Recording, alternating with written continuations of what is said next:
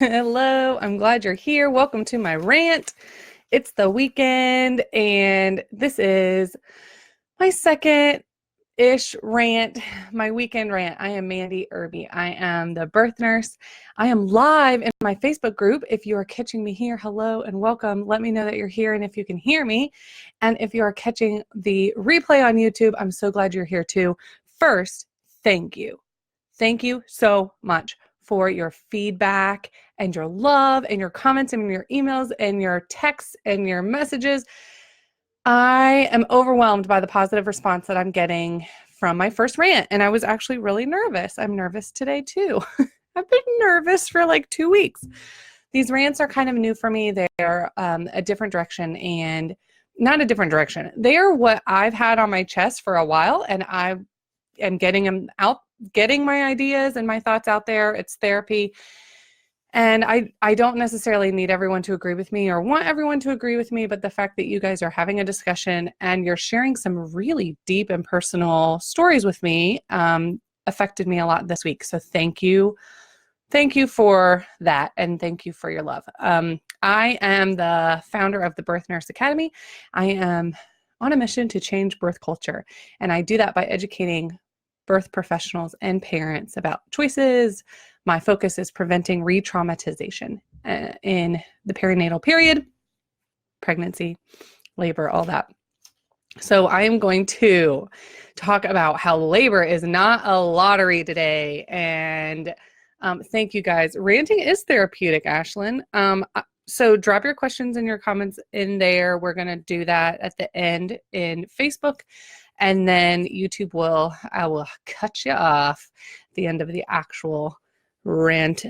Don't mind the patterns. It's a day. It's the weekend, right? Freaking weekend. So labor is not a lottery. This is different. Again, this is not medical or legal advice. This is my rant. This is my personal opinion. I can't give you medical advice over the internet like this. And this is going to not... I'm sorry if you are offended and if you have super sensitive ears today, or you have children or your grandparents with you. Put your headphones in.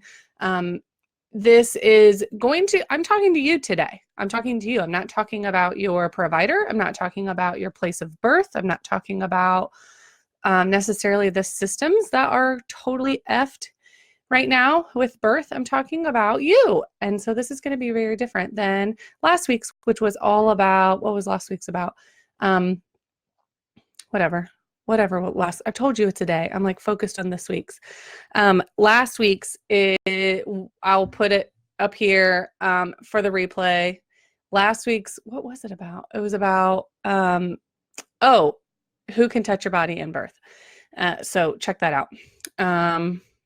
All right, birth is not a lottery, because I hear so often, people, families, the birthing person, I'll use she today. They say, I'll just see how it goes, right? And it may not even be labor. It may be however that person is going to give birth, even if it's a C-section, even if it's a second C-section or a first. I'll just see how it goes. Or it was shit last time. This time I just hope I get a better birth. I hope I have a better birth. I hope that I can have a better experience. And I see these people because I'm a labor and delivery nurse. So I hear all the time during either their pregnancy or their labor or their cesarean. And I don't know if this is you. This might be you a little bit. This might be you a lot of it. This might be your cousin. Don't worry. We're going to talk about what to do. But if someone is going into birth thinking it's a lottery, like they are going to be granted a glorious experience, or they're going to have a fairy come in and say, you get a great birth, you get trauma, you get a great birth, you are going to be confused about this experience for the next 20 years. That fairy doesn't exist. And there are actually things that you can do to affect your experience instead of wishing and hoping it's miraculous, because what we see is the end of the story. We see and hear not the prep. We don't, now maybe you're following, sorry, I'm super itchy. We've been in the yard.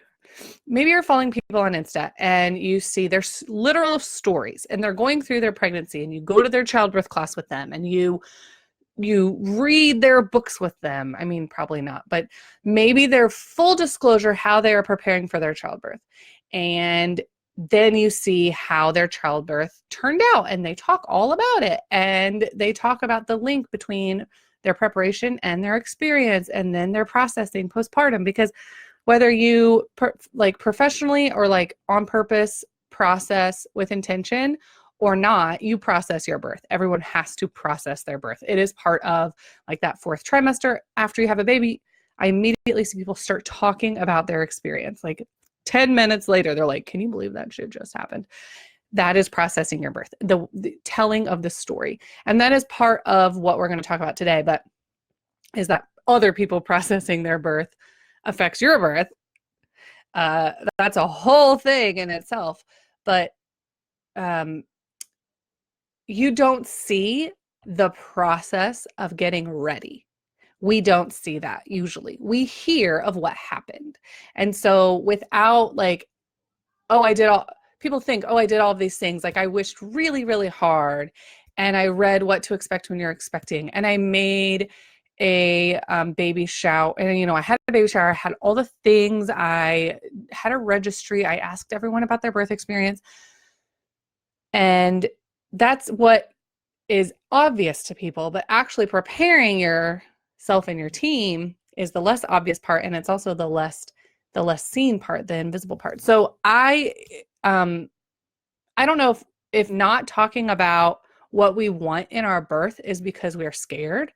Like now I've been pregnant twice. I know exactly what it was like. I remember being labeled as, oh, you're super crunchy. You're not going to have this, or you're definitely going to have this. Or, when people would ask me about my labor experience, how do you want it to go? I thought that was such a silly question.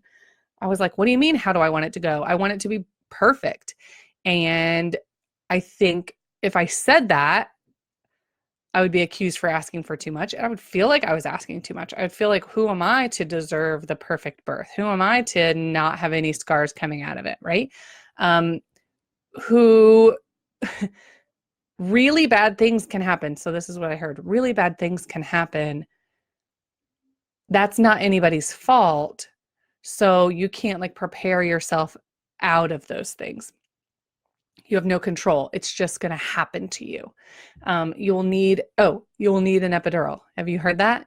I know you're going to need it. I needed it. My friend needed it. My cousin needed it. You're going to need it. You're going to want it. You need it. I'm not saying that it is someone's fault if things do happen in birth, things do happen in pregnancy, things do happen in labor. No, that's not what I'm doing here. We are not shaming people for what has already happened.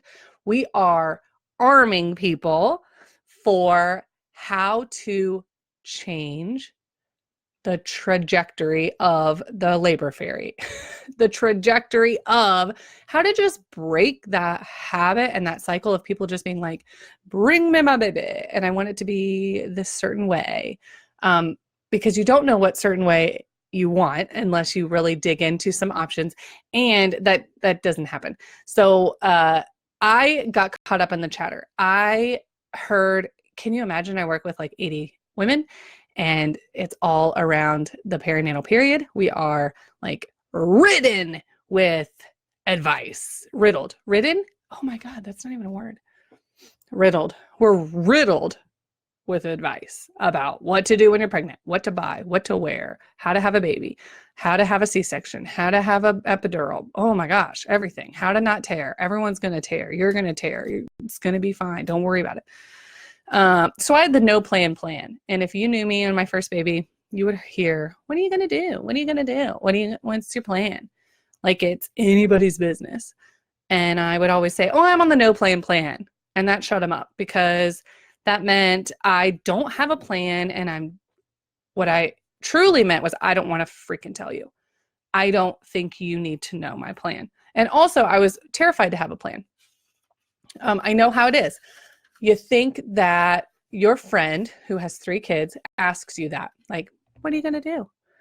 And they're in the club of, I've had kids before, so I want to be in that club. I want your knowledge. I want to know, like, if you have advice, like I do. If you're my friend and you've had kids before, and I look up to you as someone who, like, man, you really did it, and you ask me something about my labor plan, I want to share what maybe my ideas are and get your advice from it. And then boom, she hits me with the postpartum hemorrhage story. Very graphic, visual postpartum hemorrhage story. And now I'm racking my brain trying to think of all my family members. Has anyone ever talked to me about extra bleeding after they had a baby? Like, now I'm worried about something I didn't even know I needed to be worried about. I have a fear I didn't even know I should be having. Yeah.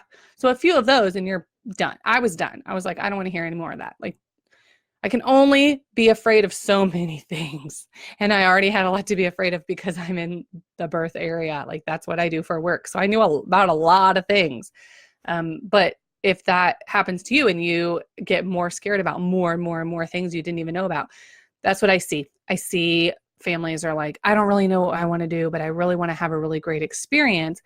They're on the no plan, and then they watch every YouTube video that they can get their hands on, and they get freaked out about all kinds of things that I wouldn't even imagine being freaked out about. They're super freaked out about all the weird stuff, and like, don't really know what should be happening or what their real choices are. They fill out that checkbox birth plan online, and none of those really apply to the place that they're going to. Like, it just doesn't add up or make much sense. And that is my irk. That is my rant, because it can be better than that.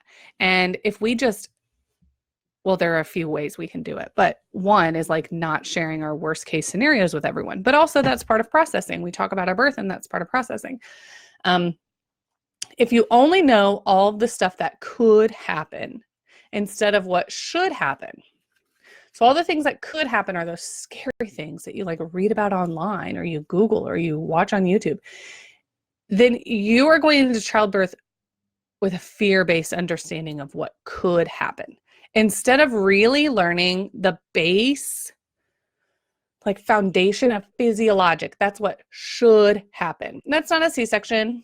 In a C-section, that's different. It's not necessarily physiologic, but there are should happens in a C-section. You should be able to know exactly what's going on. You should have a calm environment. You should be able to have a loving support person. There are a lot of shoulds in labor too, instead of what could happen. You could bleed. You could la la la la la la la. Okay, so bear with me. Are you following? We're going on a road trip. It's one of my favorite things. I love going on road trips. My husband and I used to travel on road trips all the time. I think he's on here. Hi, honey.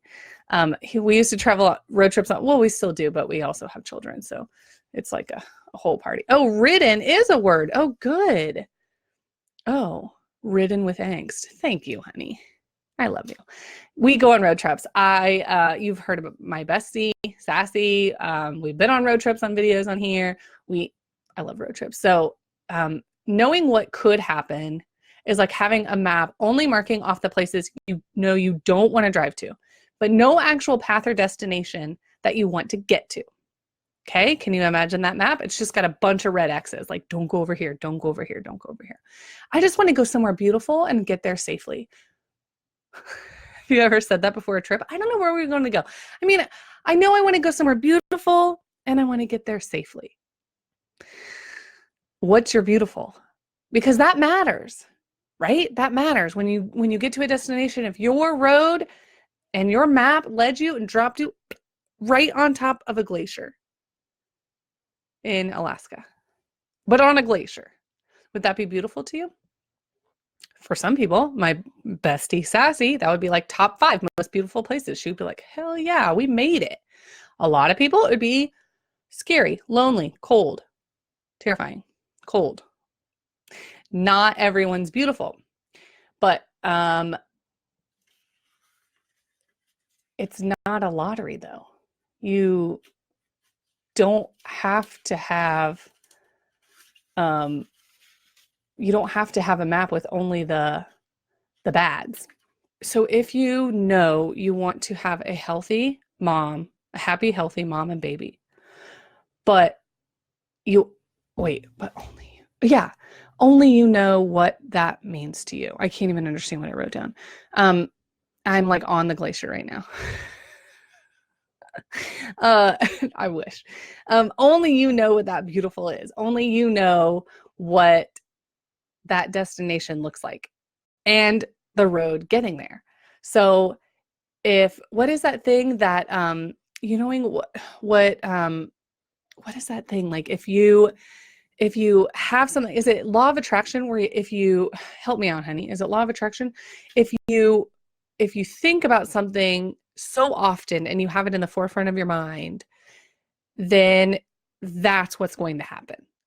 Right? Have you heard that before? Or it's exactly like watching my 4-year-old ride his bike. And it's hysterical because it happens every time. He's riding his bike in the park, like around this park on a sidewalk. If there's a person in like within 5 feet of that sidewalk, he is going to be watching that person to try not to hit them because it's an obstacle that you really don't want to hit. And he's going to be watching that person and he's going to be riding and riding and riding and riding straight into the person every single time. And the person has to like, whoop, jump out of the way. Otherwise, he's like a magnet, like laser pointer right to that person. That's exactly like a fear-based birth understanding. You have a list of your birth plan has a bunch of don'ts, don't. And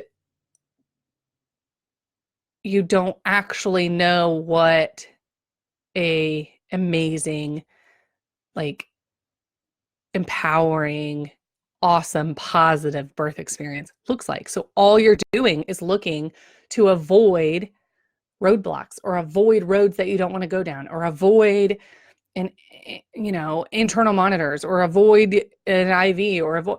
All you know is what to avoid. You don't know the path that sounds great or that would be awesome. And even if you don't think you know what a great path would be, because you've never seen a baby be born, that's okay. That's okay. That's okay. Knowing what should happen and how it can happen can give you some insight. So that's like learning about physiologic birth. You're not hoping that the hospital is raining down this like low intervention or high intervention. You want a really sick epidural and you want it at exactly the right time and you want it to feel exactly the right way. Well, what the hell is that? Like for some people, that's super dense epidural. That's like, you can't feel your eyelids. That's not a thing, PS. But then someone gets it and they're like, oh, hell no, I don't want this. This is giving me anxiety. I can't feel, I can't move. Do I even have legs? I don't even know where they are. It's okay if you don't know what that path looks like. You think you might know, you're open to knowing, you're open to, some variety of this. Like I want an epidural, but I'm not sure what kind, because you don't have control over that. So being open and flexible about it is super important. Knowing what should happen can give you some insight. It won't give you the route on the map. It'll narrow down your turns and your exits. So you don't want a map. You don't want a route on a map on how to get there. This is your baby's story. It hasn't even been written, right? So if you knew exactly what was happening, it wouldn't be your baby's story. It would be your planned, like, I don't know, baby shower. It'd be like a baby shower. You'd have more of a route, but labor and birth is not like that. Even a cesarean, there are a lot of still components that can change and a lot of variables within that experience that play a role. So at least learning about yourself, which, oh my gosh, it's so much about childbirth education. Yes, I teach childbirth education, but really it's that process, that experience of looking at what is physiologic birth, what is safe, what is healthy, or what should happen in a cesarean, even if you're planning on a cesarean. But it's what does the body do when left alone? What has been happening for thousands of years? What should be happening in this process? What can I expect? What should I be able to expect? And then how do I feel about it? How could I best be supported? How does my team have effect on that? Or how does my team dynamic affect that? Or how do I want my team to be involved? And having a solid education about the process, about those team components, about yourself, getting on the same page with everyone, being able to communicate with your care team about all of that, so that you guys all have a copy of the same map, allows you guys to go down a route to get to your, beautiful, happy, safe place. And it narrows down like, oh, well, I kind of want to go on this exit. Like, I kind of think I want an epidural. But, there's a ways before you get to the epidural exit. So we'll see how that goes and what you can be doing to help that go smoother and faster and easier and great. So your destination is going to be unique. I experienced that with my childbirth. This is something that I learned from a personal experience that I'm now relating to a map. But I had a birth experience that I would have thought as my own nurse, oh my gosh, she arrived at a really beautiful place. Her baby is safe. She is safe. She got what she wanted. But I didn't realize that in that journey through labor, there were definitely parts that were horrible, that did not go the way that I wanted them to go. It didn't feel right to me. And that affected how I felt about that birth. So my beautiful destination did not look like, so I didn't reach a beautiful destination with my birth until later, until I could really process it and, meet my baby and all of those things incorporated into it. But when you look on the outside, other people were like, your map led you right here, and boom, boom, like point A, point B, you're there. And so I really, really, really encourage you to learn about yourself, learn about the physiologic process, what should be happening, instead of all of the don'ts, instead of having a whole list of things you don't want to have happen, and then just hope that all the good stuff does happen. Like, everyone's got your back and they know exactly what you want and how you want it to happen, because that just is not common. That happens. Totally happens. People go in and they're like, I had no idea what to expect, and I came out and had a really great experience. But for a lot of us, we have a history of mountains that we have climbed that affect how we process things, how we interpret things, how we feel pain, how we cope, how we feel scared, how we, get through really hard things, really difficult mountains. And so when you're climbing the mountain of labor and you're going through your birth experience, which is a mountain, it's a stress in your life, it's a very difficult thing to do. Totally possible, not impossible, but you don't necessarily just want to reach the top and go to the other side. You want to have a really great experience. You want to have a really great birth story for your baby. You want to be present with it. So, coming up with options, not necessarily roadblocks, coming up with a map where you can see things that come up in your labor, like a really dense epidural or a really shitty nurse, or like on a day that you didn't want to go into labor, or you don't go into labor on your own, you have to have an induction.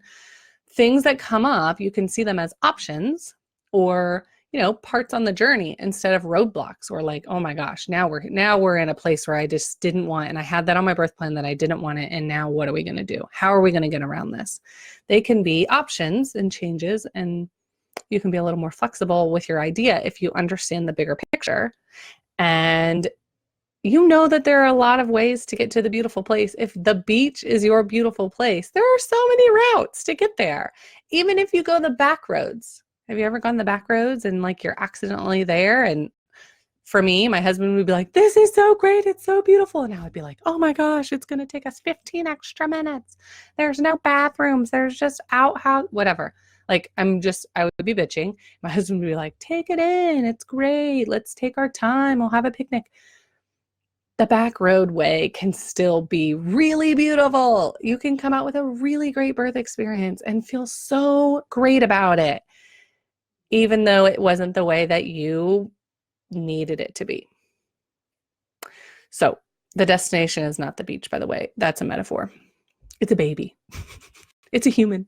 The destination is a human. And yes, while you want her to be happy and healthy when she comes out, there's way more to the story than that. And it's still a really important part of it. Yes, her being happy and healthy is really important, but so is the rest of the story. It's a really important part about that. You don't have to feel guilty for wanting that to be important too, or needing that to be important too. This is going to be her story inevitably. Eventually, this is her story. And the journey is going to be meaningful for her too. So making the journey meaningful to you is okay and important, because it's going to be meaningful to her when you tell her this story. And when she learns about this story, you'll be teaching her how to drive with her own unique, unexpected, totally wild, beautiful, victorious roadmap too. So making it as important as the destination is a really big deal. It's a really big deal. Getting like a really sick, awesome, I love using the word sick today, I'm not sure why, foundation, understanding of what should happen, what's the potential, what are the possibilities, not what could happen, not all the bad stuff, not all the, oh my gosh, that's terrible, I don't want it to be like my cousin, I just don't want it to be like my cousin. Well, there's a billion other ways it could be.